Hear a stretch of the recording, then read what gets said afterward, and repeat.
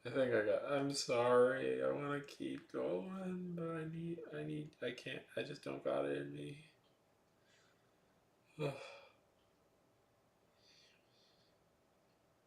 Carry on. I will always remember.